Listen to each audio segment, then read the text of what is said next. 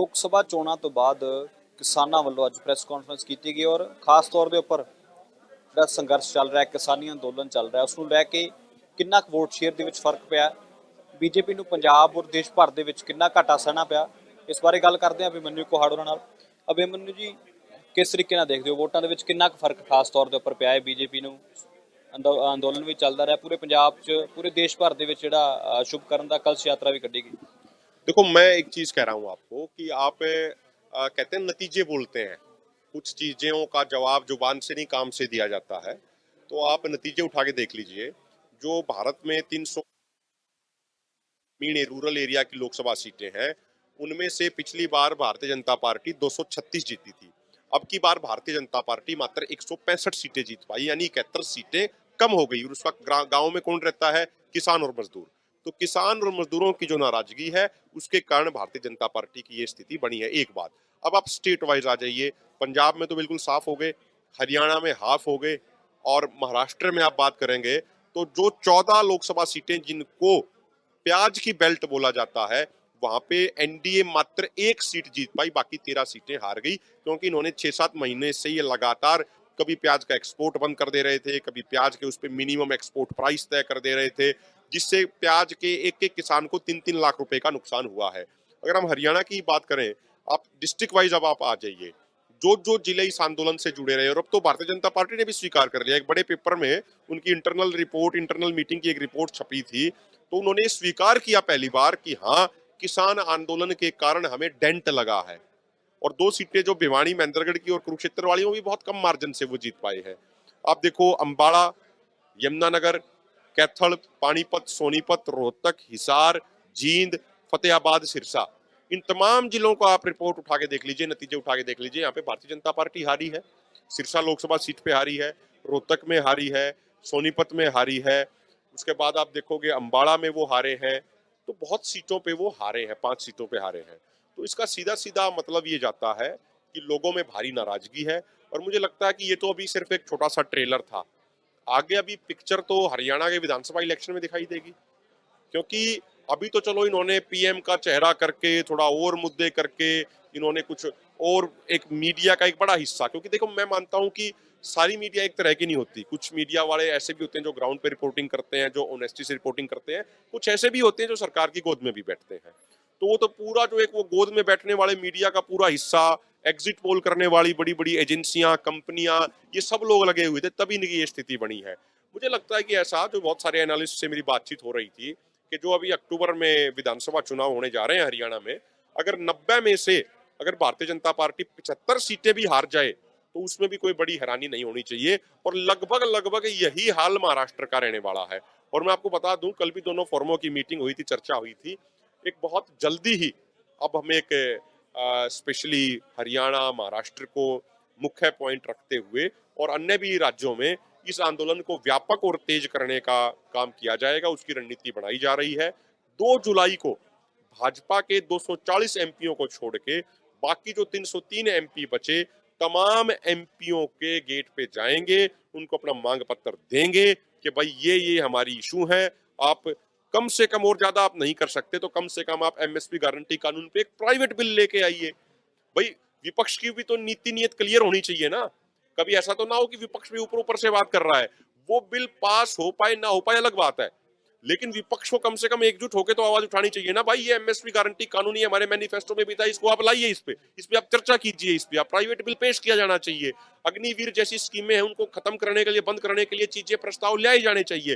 वो पास हो ना हो वो अलग विषय है, लेकिन यदि विपक्ष ऐसा नहीं करता है, तो फिर कहीं ना कहीं विपक्ष की नीति और नीयत पे भी शक होगा। ਕਿਸਾਨ ਜੇਕਰ ਗੱਲ ਕਰੀਏ, ਅੰਦੋਲਨ ਲੰਮੇ ਸਮੇਂ ਤੋਂ ਚੱਲ ਰਿਹਾ। ਬੀਜੇਪੀ ਵਾਲੇ ਹਮੇਸ਼ਾ ਇਹੀ ਗੱਲ ਕਹਿੰਦੇ ਸੀ ਵੀ ਕਿਸਾਨ ਸਾਡੇ ਭਰਾ ਨੇ ਔਰ ਸਾਡੇ ਨਾਲ ਹੈ, ਪਿੰਡਾਂ ਦੇ ਵਿੱਚ ਵੀ, ਪੰਜਾਬ ਦੇ ਵਿੱਚ ਵੀ, ਔਰ ਪੰਜਾਬ ਤੋਂ ਬਾਹਰ ਵੀ ਕਿਸਾਨ ਜਿਹੜੇ ਨੇ ਸਾਡੇ ਨਾਲ ਹੈ।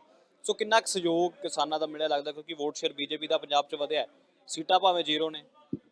देखो, अगर किसान उनको भाई लगते हैं, तो फिर किसानों के ऊपर गोलियां क्यों चलाई? फिर 850 किसान शहीद क्यों कर दिए? फिर 5 नौजवानों की आंखों की रोशनी क्यों छीन ली? फिर 433 किसान घायल क्यों कर दिए? फिर भाजपा सरकार के इशारे पे जो गोली चला रहे थे जो पुलिस वाले, वो थापी मार रहे हैं, लोगों को गलत इशारे कर रहे हैं, लोगों को उकसा रहे हैं, फिर वो क्यों हो रहा था? तो ये भाई वगैरह कुछ नहीं है। कहते हैं ना कि मजबूरी और कमजोरी होने पे सबको फिर भाई लगने लग जाते हैं। लेकिन मुझे लगता है कि अब किसान मजदूर समाज इनकी बातों में नहीं आने वाला है। अब इनके पतन की शुरुआत हो चुकी है। और जो पहले भाजपा का भी नाम नहीं लेते थे, जो कहते थे मोदी की गारंटी, मोदी की गारंटी, उसके अलावा और कोई बात ही नहीं होती थी, आज वो ये कहने को मजबूर हो गए कि एनडीए की सरकार, चंद्रबाबू नायडू और नीतीश कुमार के साथ मिला के सरकार चलेगी, ये कहने पे मजबूर हो गए। वो इतने अहंकारी और घमंडी व्यक्ति। ये संभव हो पाया तो सिर्फ किसान समाज के कारण हो पाया। एक बात और मैं आपको बता दूं, आप लखीमपुर खीरी देखिए, जो अजय मिश्रा टैनी ये कहता था कि मैं इलाका छुड़वा देता हूं, यही कह रहा था ना अजय मिश्रा टैनी कि मैं किसानों का इलाका छुड़वा दूंगा, तुम जानते नहीं हो मैं कौन हूं, मैं संसद के अलावा कुछ और भी हूं, जो ये कहता था, आज ना सिर्फ उसका गृह राज्य मंत्री का पद छीन लिया लोगों ने, उसकी सांसदी भी छीन ली और बहुत करारी हार हुई है। तो परमात्मा वाहिगुरु के घर में देर हो सकती है, अंधेर नहीं है। ये लोगों को समझना चाहिए, ये क्लियर होना चाहिए ये बात।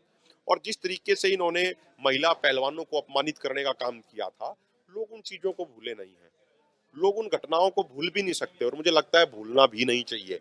लोगों को अपनी पीढ़ी दर पीढ़ी ये बातें याद दिलानी चाहिए, आगे आने वाली पीढ़ियों को भी, कि किस तरीके से एक ऐसी सरकार भी इस देश में आई थी जिसने अपने देश के अन्नदाता के ऊपर उन जहरीली गैसों का इस्तेमाल किया था, जो जहरीली गैसें अंतर्राष्ट्रीय स्तर पर 1993 से ही बैन है। तो ये सारी चीजें मुझे लगता है कि अपने जहन में रखनी चाहिए, इनको भूलना नहीं चाहिए, क्योंकि जो समाज अक्सर अपने साथ हुई जातियों को भूल जाता है तो उस समाज का फिर पतन होने से भी कोई नहीं रोक सकता। ਗੱਲ ਕਰੀਏ ਸੁਖਵਿੰਦਰ ਜੀ, ਤੁਸੀਂ ਕਿਵੇਂ ਦੇਖਦੇ ਹੋ ਜਿਹੜਾ ਕੱਲ 에ਅਰਪੋਰਟ ਤੇ ਵਾਕਾ ਹੋਇਆ, ਕੰਗਣਾ ਰਣੌਤ ਨੂੰ ਥੱਪੜ ਮਾਰਿਆ ਗਿਆ, ਸੋ ਕਿਵੇਂ ਦੇਖਦੇ ਹੋ? ਕਿਸਾਨ ਕਿੰਨਾ ਸਹਿਯੋਗ ਕਰਦਾ ਔਰ ਅੰਦਰਲੀ ਗੱਲ ਪਤਾ ਕਰਨ ਦੀ ਕੋਸ਼ਿਸ਼ ਕੀਤੀ ਵੀ ਹੋਇਆ ਕਿਸੇ ਅਸਲ 'ਚ ਉੱਥੇ? ਦੇਖੋ, ਸਰਕਾਰ ਕੋਲੋਂ ਸਾਡੀ ਇਹੀ ਮੰਗ ਆ ਕਿ ਉਹਦੀ ਸਹੀ ਜਾਂਚ ਹੋਣੀ ਚਾਹੀਦੀ ਆ ਔਰ ਅੰਦਰ ਕੀ ਹੋਇਆ। ਕੋਈ ਇਹੋ ਜਿਹੀ ਵੀਡੀਓ ਸਾਹਮਣੇ ਆਈ ਨਹੀਂ ਹੈ ਕਿ ਬਈ ਥੱਪੜ ਵੱਜਦਾ ਦਿਖਾਈ ਦਿੱਤਾ ਹੋਵੇ। ਸਿਰਫ ਉਹ ਲੜਕੀ ਨੇ ਇੰਨਾ ਬਿਆਨ ਦਿੱਤਾ ਕਿ ਬਈ ਇਹ ਸਾਡੇ ਮਾਵਾਂ ਨੂੰ 200 ਰੁਪਈਆ ਲੈ ਕੇ ਬਹਿਣ ਵਾਲੀਆਂ ਕਹਿੰਦੀ ਸੀ। ਮੈਂ ਕਹਿੰਦਾ ਸਾਡੀ ਪ੍ਰਸ਼ਾਸਨ ਕੋਲ ਇਹੀ ਮੰਗ ਆ, ਹੁਣ ਅਸੀਂ ਡੀਜੀਪੀ ਕੋਲ ਇਸੇ ਕੰਮ ਵਾਸਤੇ ਜਾ ਰਹੇ ਹਾਂ ਕਿ ਬਈ ਕੋਈ ਬੇਇਨਸਾਫੀ ਨਹੀਂ ਹੋਣੀ ਚਾਹੀਦੀ, ਇਹਦੀ ਸਹੀ ਜਾਂਚ ਕਰੋ।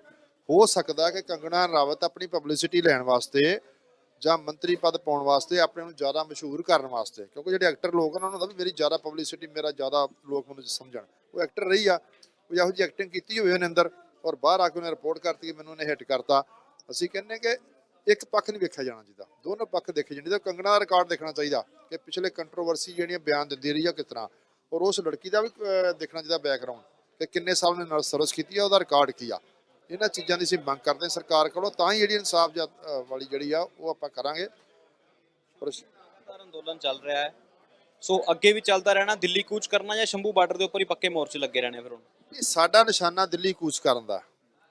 ਜੋ ਸਰਕਾਰ ਨੇ ਸਾਡੇ ਤੇ ਜ਼ਿਆਦਤੀ ਕੀਤੀ, ਜੋ ਬਾਰਡਰ ਤੇ ਵੱਡੀਆਂ ਵੱਡੀਆਂ ਦੀਵਾਰਾਂ ਖੜੀਆਂ ਕੀਤੀਆਂ, ਜੋ ਕਿੱਲ ਖੜੇ ਸਿੱਧੀਆਂ ਗੋਲੀਆਂ ਚਲਾਈਆਂ, ਅੱਜ ਵੀ ਸਾਡਾ ਨਿਸ਼ਾਨਾ ਸਾਡੇ ਦੇਸ਼ ਦੀ ਰਾਜਧਾਨੀ ਜਾਣਦਾ। ਉਹ ਕਿੱਦਣ ਉਹ ਦੀਵਾਰਾਂ ਟੁੱਟਦੀਆਂ ਨੇ, ਉਹਦੇ ਜਾਣ ਦਾ ਤਰੀਕਾ ਕਿ ਉਹ ਸਰਕਾਰ ਹੁਣ ਬੜੀ ਕਮਜ਼ੋਰ ਸਥਿਤੀ ਵਿੱਚ ਆ ਗਈ ਆ। ਤੇ ਮੈਨੂੰ ਲੱਗਦਾ ਨਹੀਂ ਅਗਲੇ 2-3 ਹਰਿਆਣੇ 'ਚ ਜਿਹੜੀਆਂ ਵਿਧਾਨ ਸਭਾ ਇਲੈਕਸ਼ਨ ਹੋ ਰਹੀਆਂ, ਮਹਾਰਾਸ਼ਟਰ 'ਚ ਹੋ ਰਹੀਆਂ, ਆਪਾਂ ਇਸ ਅੰਦੋਲਨ ਨੂੰ ਉਹਨਾਂ ਦੋਵਾਂ ਸਟੇਟਾਂ ਦੇ ਜਾਂ ਹੋਰਨਾਂ ਸਟੇਟਾਂ ਦੇ ਵਿੱਚ ਵੀ ਵਿਆਪਕ ਪੱਧਰ ਦੇ ਉੱਤੇ ਲੋਕਾਂ ਨੂੰ ਜਾਗਰੂਕ ਕਰਾਂਗੇ ਬੀਜੇਪੀ ਦੀਆਂ ਕਿਸਾਨ, ਮਜ਼ਦੂਰ, ਛੋਟੇ ਵਪਾਰੀ ਨੂੰ ਮਾਰਨ ਦੀਆਂ ਨੀਤੀਆਂ ਉੱਪਰ। ਔਰ ਇਹ ਆਪਾਂ ਇਹ ਨਹੀਂ ਕਹਾਂਗੇ ਬੀਜੇਪੀ ਦਾ ਵਿਰੋਧ, ਅਸੀਂ ਕਹਿੰਦੇ ਬੀਜੇਪੀ ਦੀਆਂ ਨੀਤੀਆਂ ਦਾ ਵਿਰੋਧ। ਜਦੋਂ ਨੀਤੀਆਂ ਦਾ ਵਿਰੋਧ ਹੋਊਗਾ ਤਾਂ ਆਟੋਮੈਟਿਕਲੀ ਲੋਕ ਜਾਗਣਗੇ। ਸਾਡਾ ਕੰਮ ਹੈ ਦੇਸ਼ ਨੂੰ ਜਾਗਰੂਕ ਕਰਨਾ। ਤੁਸੀਂ ਦੇਖੋ, ਅੱਜ ਤੋਂ ਪਿਛਲੀਆਂ ਇਲੈਕਸ਼ਨਾਂ ਦੇਖੋ, ਲੋਕ ਗਲੇ 'ਚ ਹਾਰ ਪਾਉਣ ਨੂੰ ਆਉਂਦੇ ਸੀ, ਐਮਪੀ ਦੇ ਐਮਐਲਏ ਦੇ ਪੈਸੇ ਦਿੰਦੇ ਸੀਗੇ, ਮਠਿਆਈਆਂ ਖਵਾਉਂਦੇ ਸੀ। ਇਸ ਇਲੈਕਸ਼ਨ ਦੇ ਜਿਹੜਾ ਵਾ ਉਹ ਟ੍ਰੈਂਡ ਤੁਸੀਂ ਦੇਖਿਆ ਹੋਣਾ ਮੀਡੀਆ ਨੇ ਕਿ ਅੱਗੇ ਨਾਲੋਂ 50% ਘਟ ਗਿਆ। ਲੋਕ ਸਵਾਲ ਪੁੱਛਦੇ ਨੇ, ਸਿਰਫ ਕੁਝ ਲੋਕ ਜਿਹੜੇ ਜਾਗਰੂਕ ਨਹੀਂ ਆ ਉਹ ਗਾਂਹ ਜਾਂਦੇ ਨੇ ਅੱਗੇ। ਮੈਨੂੰ ਲੱਗਦਾ ਅਗਲੇ 5 ਸਾਲ ਵਿੱਚ ਇਹ ਵੀ ਹੋ ਜਾਊਗਾ ਕਿ ਇੱਕ ਰਾਜਨੀਤਿਕ ਵਾਸਤੇ ਕਿਸੇ ਕੋਲੋਂ ਵੋਟ ਮੰਗਣ ਤੋਂ ਪਹਿਲਾਂ ਉਹਦੇ ਸਵਾਲਾਂ ਦੇ ਜਵਾਬ ਜ਼ਰੂਰ ਹੋਣੇ ਚਾਹੀਦੇ।